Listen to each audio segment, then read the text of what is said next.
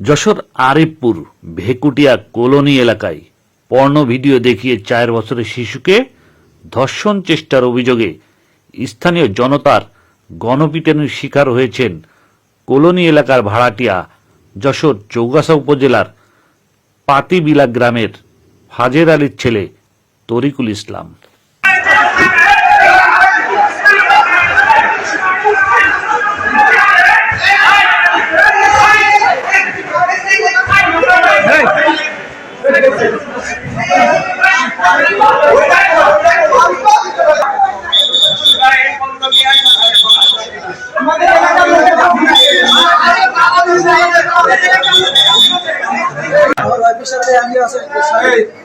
সম্পর্কটা